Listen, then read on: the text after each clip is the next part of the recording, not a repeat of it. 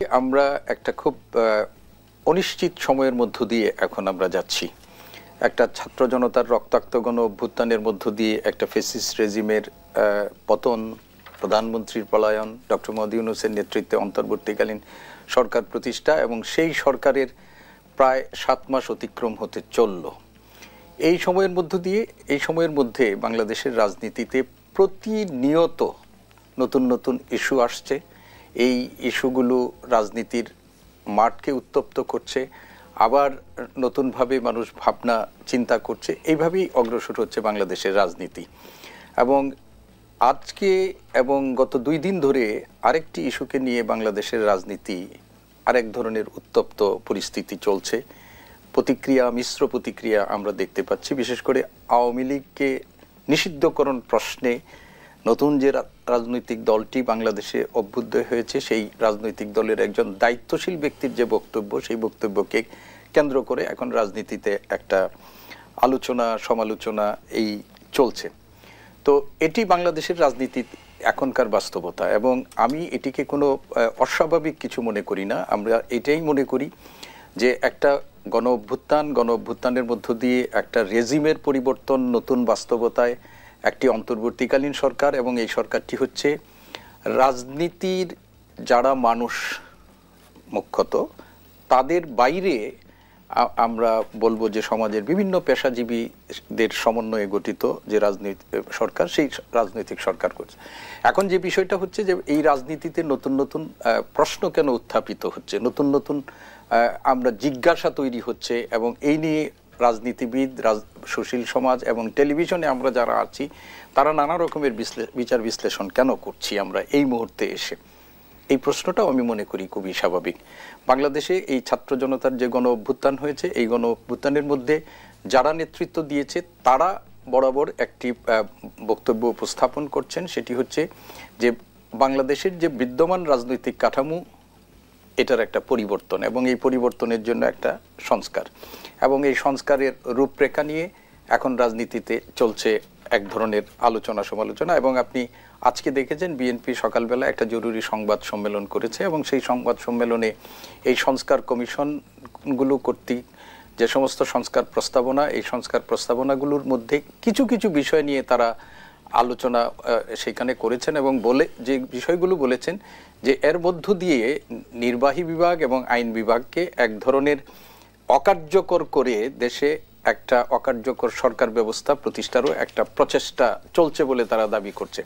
এখন রাজনীতিতে আমরা যে ধরনের পরিস্থিতিটা দেখছি, সেই পরিস্থিতি আমরা মনে করছি যে আগামী নির্বাচন না হওয়া পর্যন্ত এক ধরনের আমরা দেখতে পাচ্ছি যে প্রধান উপদেষ্টা এবং অনেকের মধ্যে ভিন্ন ভিন্ন মত আছে।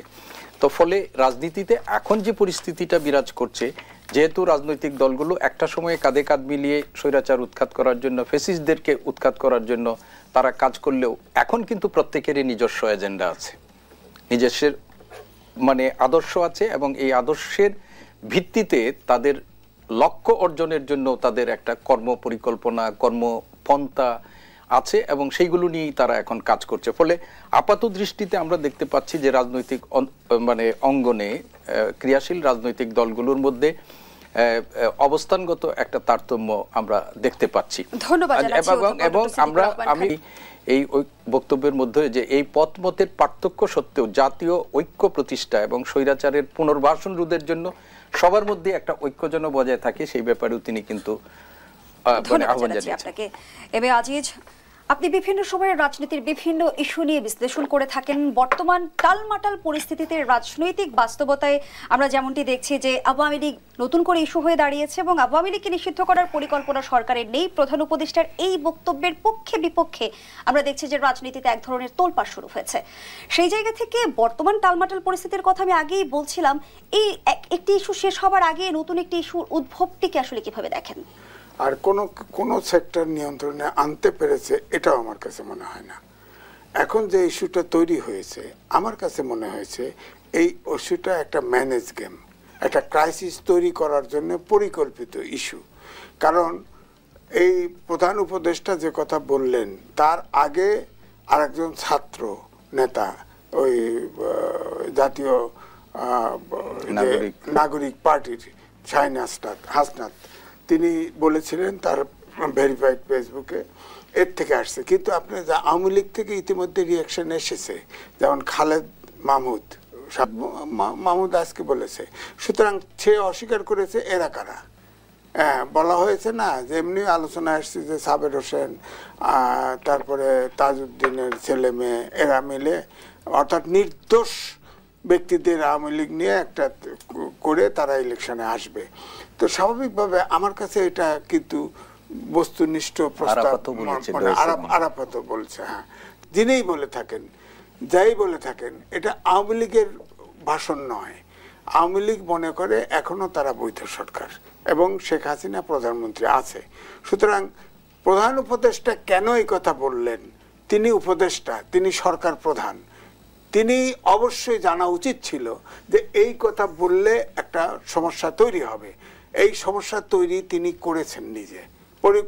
আমার ধারণা এটা একটা বায়বীয় ঘটনা তৈরি করা হয়েছে এবং প্রধান উপদেষ্টা যাতে নির্বাচন বিলম্বিত হয়, অর্থাৎ নির্বাচন না দিতে হয়, একটা ইস্যু তৈরি করে দিল।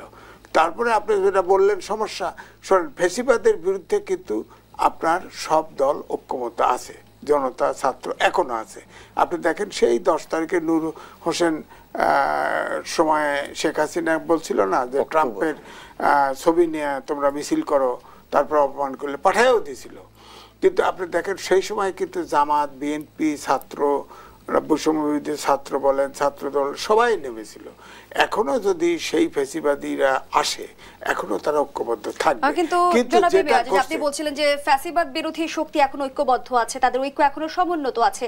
সুতরাং এই আওয়ামী লীগ যতই বলেন ভোটের দিক থেকে তো কমতি ছিল না, তাদের ভোটার তো আছে। কয়টা লোক চলে গেছে? বিবিসি লিখেছে 100 নেতা সহ 1000 লোক বাইরে আছে, একে ফিগার দিয়ে বলেছে।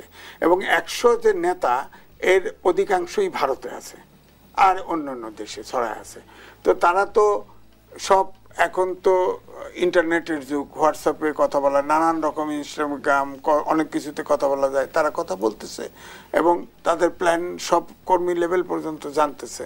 তো এখন ধরেন ভোট হলে তাহলে এই ভোটগুলো কার পক্ষে যাবে? হ্যাঁ, নারী ভোট 50%। জামাত বলে নারীরা এখন যে কোনো ড্রেস পরতে পারে। হ্যাঁ, আবার লোক দাঁড়িপাল্লায় ভোট, জামাতে ভোট দিলে সামনে মারা মানে পরকালে অনেক সম্পদ, সহায় সম্পদের মালিক হবে। এগুলো হলো ভোটের ক্যাম্পেইন, ভোটের জন্য বলছে। আবার বিএনপি হয়তো ধরে নিছে যে এতগুলো ভোট কোন দিকে, একদিকে টিল করলে তো দুই পার্টির যে অবস্থা, আরেক পার্টি যার যে পক্ষে টিল করবে সেই পক্ষে তো জিতে যাবে। বিএনপির ভোট বেশি থাকলেও আওয়ামী লীগের ভোট যদি বিএনপির সাথে যোগ হয় বা জামাতের সাথেও যোগ হয়, তাহলেও কিন্তু বিএনপির ভোট কম পড়ে যাবে, এটাই সত্য। সুতরাং এখন জেতার পলিটিক্স চলছে।